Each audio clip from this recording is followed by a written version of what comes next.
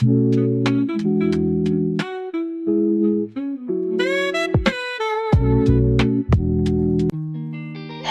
family, welcome back to my channel. If this is your first time here, welcome. Please subscribe. My name is Jasmine. I am a registered nurse of 14 years and I've been an entrepreneur for 11 years.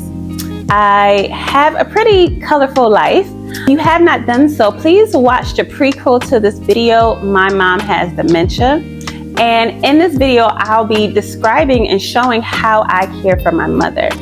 Prior to making that video, many people had no idea that my mother was living with me, had dementia, and I was caring for her. My mother was diagnosed with dementia 5 years ago, and for the last 2 years, she's been living in my home. Now, I have slowed down, but not all the way. I still travel around the world. I still have an active social life. I still date. I still have businesses. I still have hobbies. I wanted to show you guys a day in my life so you can see how I get everything done. I don't have a lot of free time. All of my time is very expensive, but I give myself a lot of grace and prioritize what I need to. Before we jump into all of that, here is a message from the star of our show, Miss Lorraine, my mother. So Mom, yesterday I posted that YouTube about you having dementia. A lot of people said a lot of positive things. I got a good response on it, right? And a lot of people said they're praying for you, they're wishing you well. Oh, thank them very much for me. All right, I will. Okay. It's just so funny because the one thing I never wanted to talk about has already been my highest premiering YouTube video of all times. I've been on YouTube for 4 years and that video has premiered the best. It took me 2 years to record it and then even 2 more months to upload the video just out of trepidation about being that vulnerable. You know, crying on social media and just talking about my family. That is not me. I am active on social media, but I never really talk about myself personally. So this was definitely out of my comfort zone. I cannot start without thanking everybody who has wished me well, offered prayers, offered support, those who have liked, commented, subscribed, and shared this video with other people who are affected by dementia. I can't thank you guys enough. I was overwhelmed with the response I received. Within a week, I had over 12,000 views on this video. And people I never knew, I got phone calls, text messages, DMs, and emails from strangers, all from people telling me how they were caring for a loved one who has also been diagnosed with dementia. Now, prior to making that video, I only knew 4 people who were actively caring for someone with dementia. After that video, I know over 70. Over 70. Like, wow. And it is hard. It is challenging. It is taxing. It is stressful. Very emotional situation. So please make sure you watch that video. This video will not be as sad and emotional as that one, okay? With that being said, I don't know where I am going to take this sequel of being my mother's caregiver or caring for someone with dementia. I had no expectations. I just felt like this was something that was heavy on my heart. And I started to feel alone, even though I knew I wasn't the only person who was dealing with something like this. And I felt like it needed exposure and awareness. And I felt like it was going to be well received because I am a registered nurse. So I took the leap of faith and I'm so happy I did. This obviously needed to be said, conversation needed to be had, but I don't know what to materialize with it. I hear people asking me to start a support group and, you know, start a group or a community. And I'm like, I don't know that I have time for that, but I am going to pray about it and let God lead me and use me as a vessel however he wants me to. But that was never my intentions, but I'm open. All right, so let's start my day. I work in PACU. I typically work from 10 a.m. to 10:30 p.m. I get up around 7 a.m. to give myself time to get ready, my mom time, give an extra filler of space in case something is going wrong in the day or there's some mishaps or some hiccups during the morning routine and I'm not late for work. So I start my day with my skincare routine. If you want me to do a separate video about what I use and the products and details, please leave it in the comments below and I will share that with you guys in a separate video. During the pandemic, when I was wearing a mask for my entire shift all day, every day, my skin started to break out and get really irritated and dry and stuff like that. And that's when I got heavy into skincare. I don't want to look my age. I don't want to look like what I'm going through. I am 38 years old and I think I look pretty damn good. I don't play about my skincare. I live in a loft. It only has one bathroom. When I moved here, my mother wasn't living here with me. This was just a castle for myself. I have her things on its own shelf. I have things labeled around my home for my mom and also for the caregiver that is here during the times I am at work.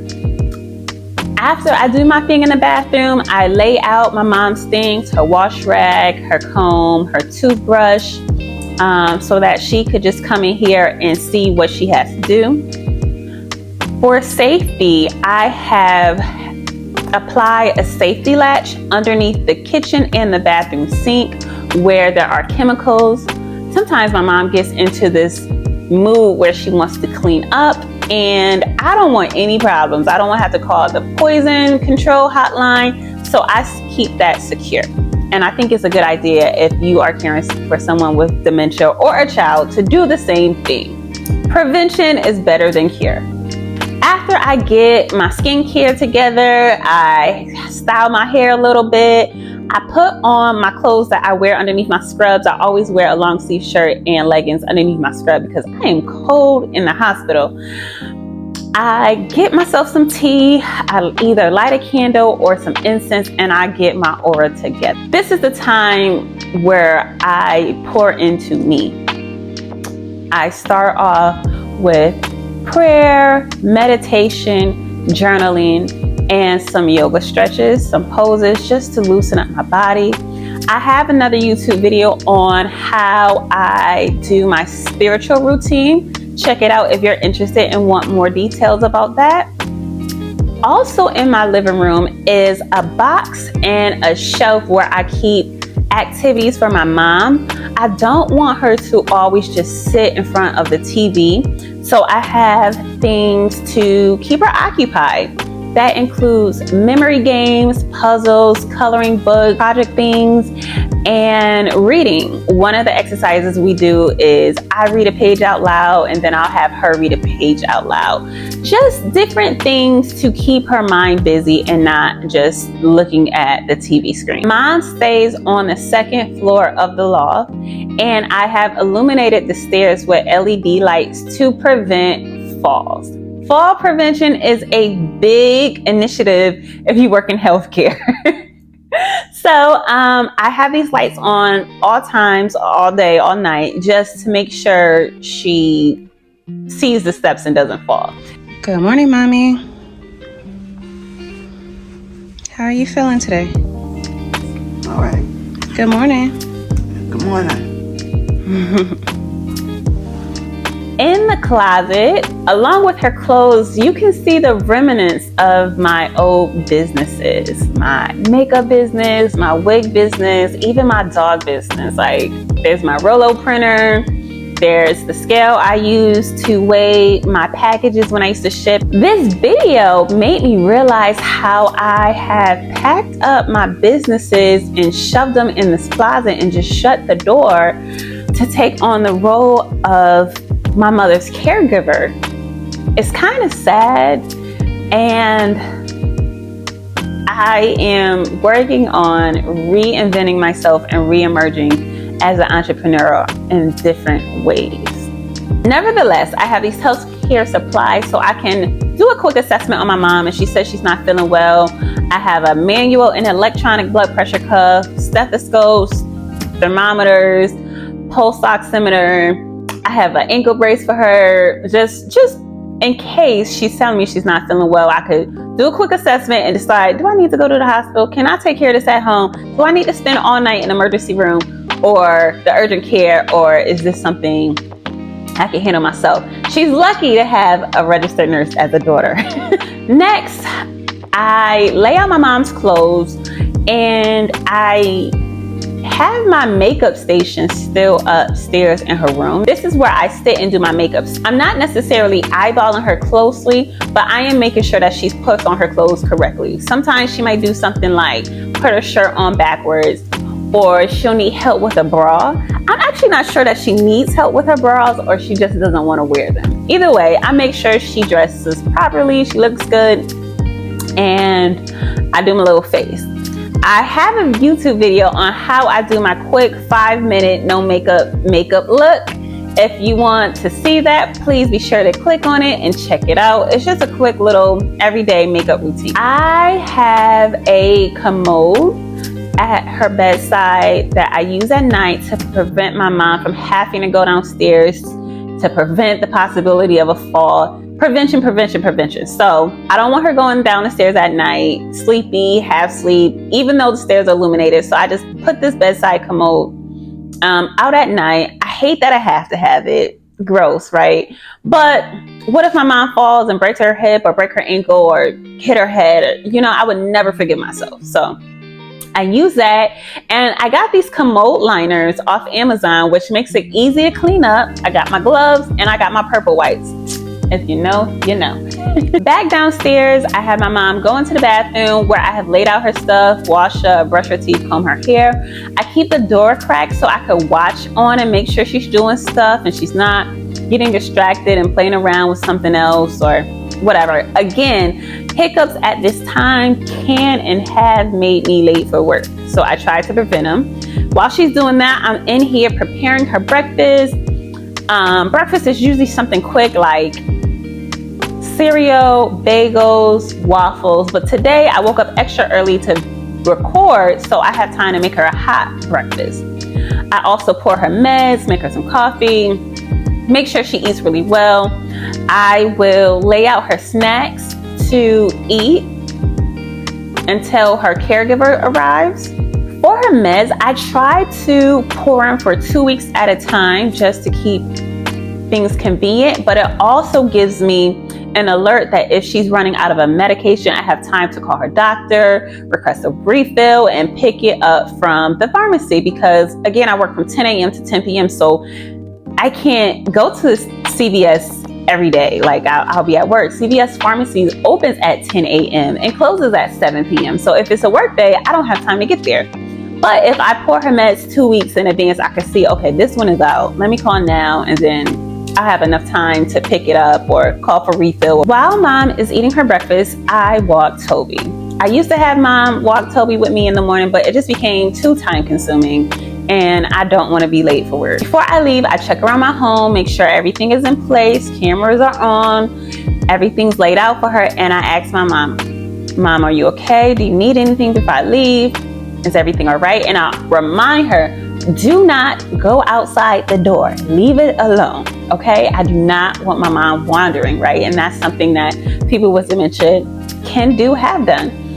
All right, you got everything you need. These are your snacks for later. Miss Gwen will be here soon. Okay. You need anything before I go? No, that's what I think of. All right. All right, have a good day. I love you. Love you. No, I'm all set. Okay, bye-bye. She has gone outside the apartment by herself. She wanted to go for a walk, and even one time I was home, I was just in my room napping. Her and her caregiver have a routine of going for a walk at a certain time, and during that time I had decided to take a nap, and Miss Lorraine said she wanted to go on her walk. She had left out the door. We can't have that. So I remind her all the time, do not touch that door. On my refrigerator, there is a dry erase board where I communicate with my mom and her caregiver. I remind her that Jasmine is away at work, what time Jasmine will be back, what time her caregiver will be here. And then I also write for the caregiver what's for lunch, what snacks are available to her, what's for dinner, and any other little things that I may need to communicate. I'll write it on the dry erase board and they'll write back to me too. I also created a very detailed care plan. Those nursing school care plans have come into use. So in this care plan, I'll give them details about who else to call in case they can't get in contact with me, things she likes to do. I'll give details about her background, like, oh, she used to work as a secretary. She doesn't like this, she likes that. Try this YouTube for activity if the weather's bad and you guys can't walk. She doesn't like to eat grapefruit, or she likes this. Don't give her too much candy. Give her decaf coffee instead of regular coffee. Just a lot of little details. Do you think it would be a good idea to share a care plan template to you guys?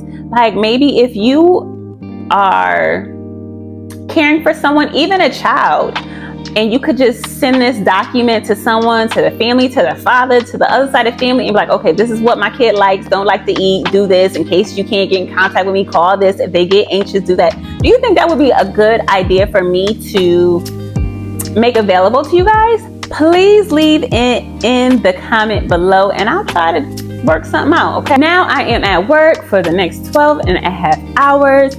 I am also monitoring my mom on my phone through the cameras. I try to peek in every so often, but not too much. It used to create a lot of anxiety in me. So I turned off the motion detector notification because I couldn't focus on my work at one time. For the most part, my mom doesn't do too much. She'll do some of her puzzles, but she's mostly drinking her coffee and watching TV. When the caregiver gets there, I am like, whew, okay. I could focus on something else. I'm not worried about my mom. I know she's safe. I know she's in good hands. Let me tell y'all now, sitting in the car before you go in the house has brought a whole new meaning to my life since my mom moved in. Like I used to never do this.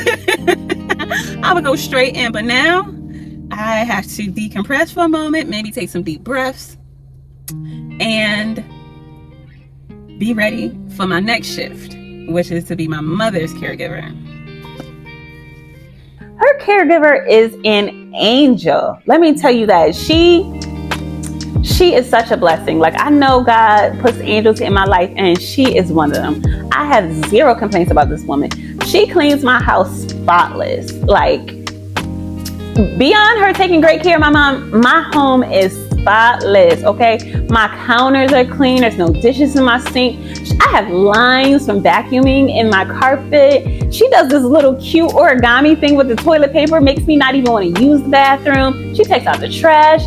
Thank you so much, Miss Gwen. I can't thank you enough. Like from my heart, you are truly a part of our family. Like, thank you. There is a communication journal that the caregiver will log the activities for the day. I look it over and see if anything has happened that is concerning, see what they did. I also check her cell phone. My mom gets so many spam calls. I kid you not, about 20 a day. I have set up her phone in a way that it will only ring if it is a saved contact. So I'll check her phone, see if family called, see if there's any voicemails that I need to check up on, because otherwise she has no bills. And I have changed the phone number of contact on all of her personal matters to my phone number. But just in case some old, I don't know, somebody calls, I'll check the voicemails and see if this is something I need to address. But for the most part, it's scammers.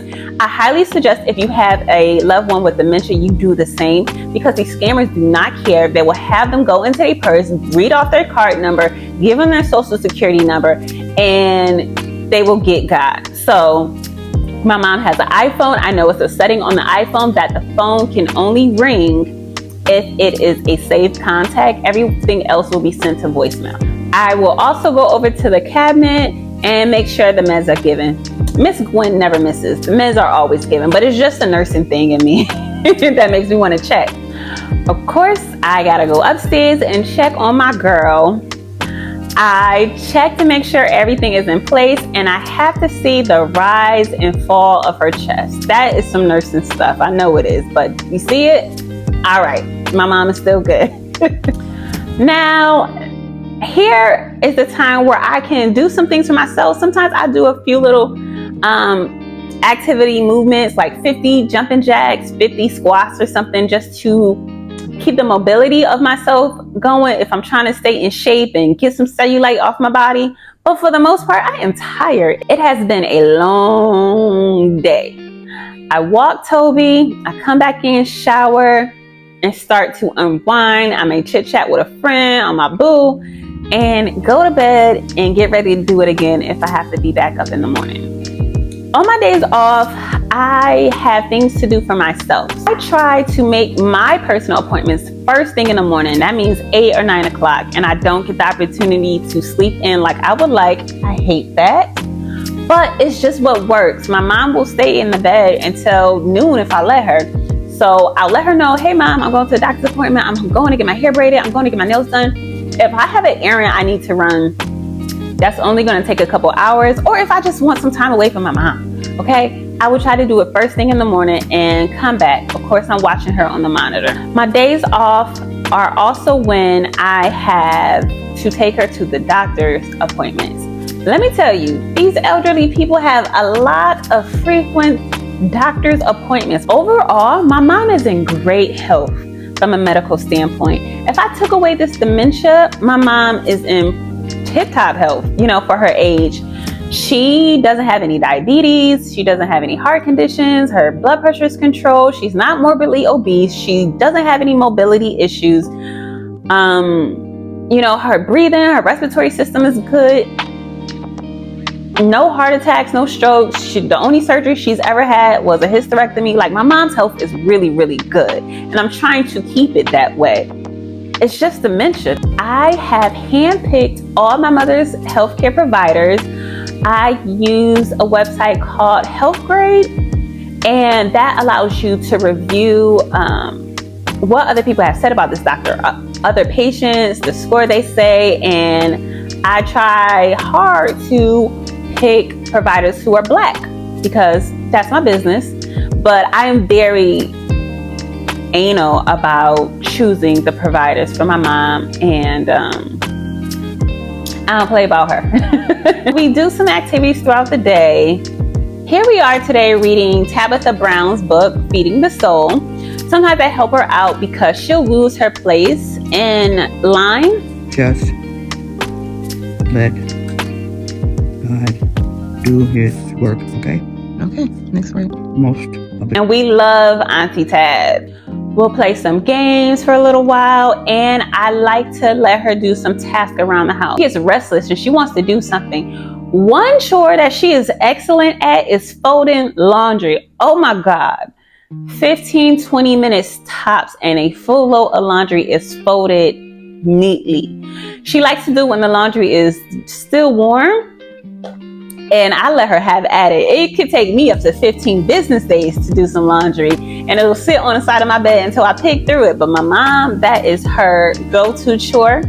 Sometimes I let her wash dishes, and she doesn't do the best job at that. So I'll let her wash them and I'll still put them in the dishwasher. But just to keep her active and make her feel like she's contributing to the household. I am big on mobility, especially at this age. Either they use it or they lose it. So I want to keep my mom mobile as much as I can. We'll walk around outside. We will go to the community center. There is a senior group that does some fitness exercises, get her around people her age, or sometimes we'll do them at home and we'll follow a YouTube video. If I am going out at night, I try to get my mom up early, get her active, keep her busy, tire her out so that she can go to bed and stay in bed. There's this handsome chocolate man who wants to buy me dinner tonight, and I'ma let him. Mommy, you want a son-in-law?